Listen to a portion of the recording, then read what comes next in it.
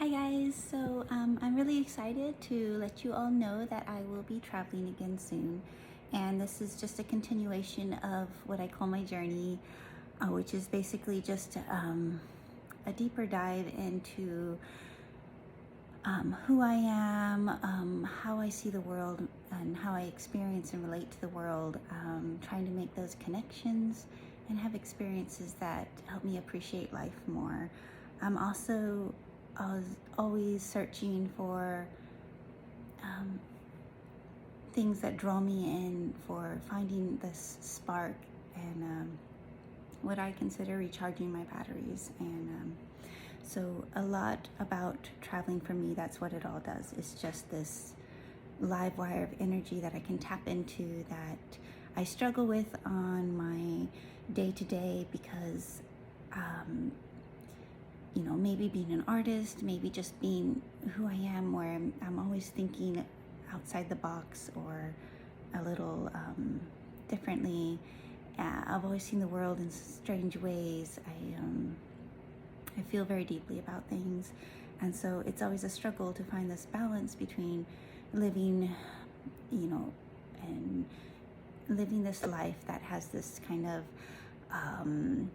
structure to it and has a certain expectation, if you called it, where you're born and you're expected to follow this certain path. And depending on where you're born, that path is so different all over the world.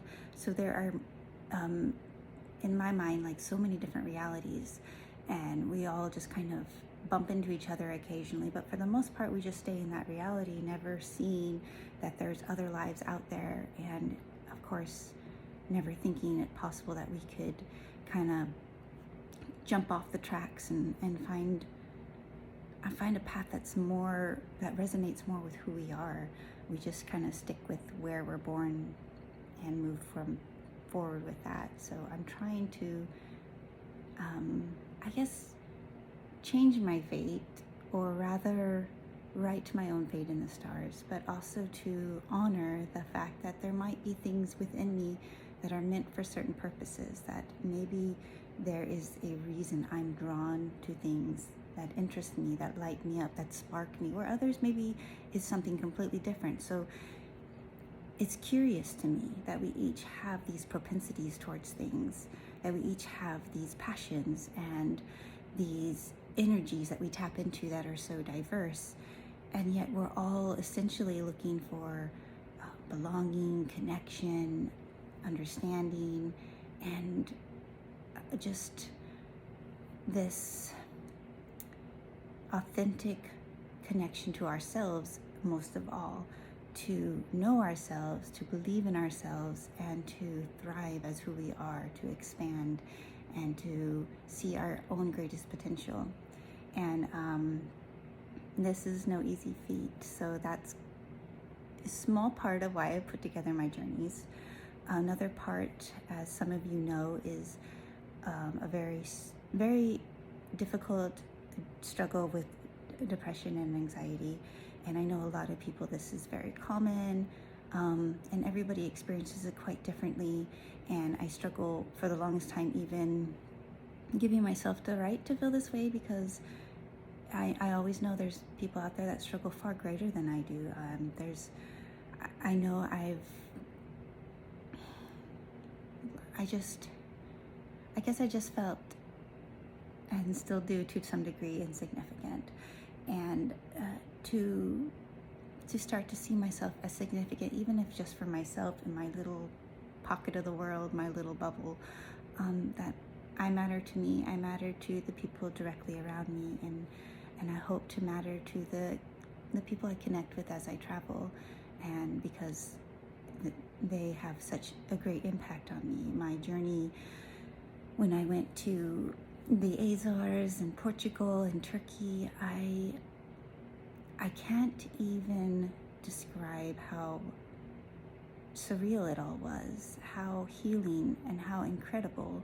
I went with really no expectation or an idea of what was ahead of me. It was just this, for me, a drastic, just step into the dark. I felt like maybe I had nothing to lose, so why not try something dramatic, like taking off on my own and going all the places that are amazing and beautiful, but also terrifying for someone just like me. So I happened to connect to the people that had just the right things to say to me, and just the amount of strength and foresight and knowledge, and able to share some beautiful experiences.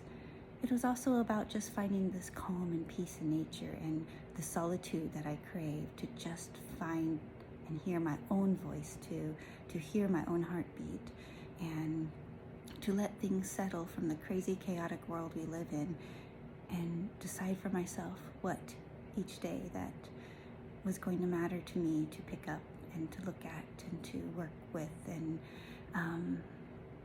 to just find a little bit of happiness here and there in tiny bits, and to not carry this great expectation of where I wanted to go with my life. Just to let it go slowly, to let it slip through my fingers, but to honor and appreciate each moment as it slips by. So I know this is just maybe a bunch of rambling, but the reason I set this second journey into place, and I'll go into it deeper, is because it was just touching the surface. It was this sense that I had found something real, something unique, something authentic, and something that just felt right for me, for whatever reason. And I want to pursue that, because never in my life have I had this sense. I've always had these, I call them delusions of grandeur, imagining that I was going to go on adventures even when I was 7 years old, all the places I would see, and I thought I'd be like a pirate, and in some regards I've been able to live this dream I had as a child. I think there's a reason she had that in her heart from such an early age, this desire for connecting to different cultures and people, and understanding the world at a deeper level. And it's been invaluable. There's no replacement for actual experience. You can read about beautiful things, you can read all the philosophies in the world, and they are quite lovely, but unless they can be applied and activated within your life, they're just beautiful words on a page. And when you move forward with your own life bravely, and you open your heart, no matter how fragile and painful it feels, you allow in this light that fills you, and it's a beautiful feeling of, and you realize you're stronger than you ever thought. Even in just that moment, you may still doubt the future, you may still doubt and be confused about everything else that's going on in this life. But in these moments, you start to just feel like you're expanding, and you're warm inside, and you're alive, and you encompass this radiance. And it's like this moment where you think, this is what life's about. This makes sense for me. This is where I'm supposed to be, who I'm supposed to be, what I'm supposed to be doing. I am here, and it is good. And I hold to that.